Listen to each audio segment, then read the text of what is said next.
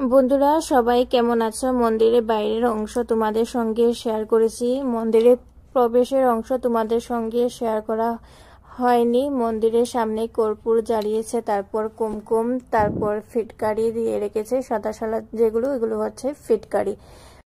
মন্দিরের কিছু অংশ এলেই গণেশ ঠাকুরের মন্দির রয়েছে, সবাই এখানে দর্শন করছে। খুব সুন্দর লেগেছে দেখতে, দেখো বাপ্পাকে দেখতে খুবই সুন্দর লাগছে।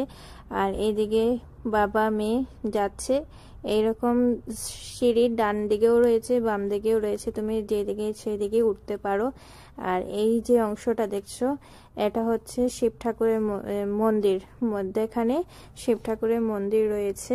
আর উপরে উঠলে শিব ঠাকুরের অনেক বড় ত্রিশূল রয়েছে, খুবই সুন্দর। এখানে যাওয়ার পর খুবই ভালো লেগেছিল। সবাই যাচ্ছে, প্রচুর মানুষ ছিল। আমরা 1 ঘন্টা আগে গিয়েছিলাম, 4:30টার সময় খুলেছে।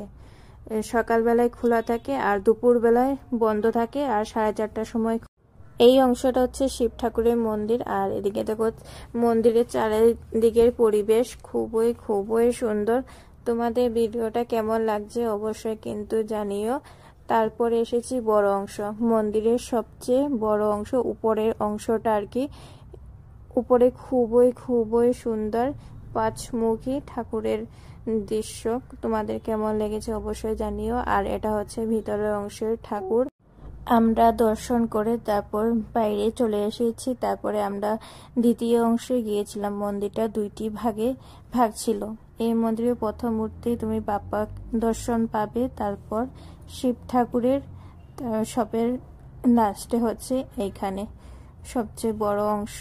তোমাদের ভিডিওটা কেমন লেগেছে অবশ্যই কিন্তু জানিও প্রিয় বন্ধুরা।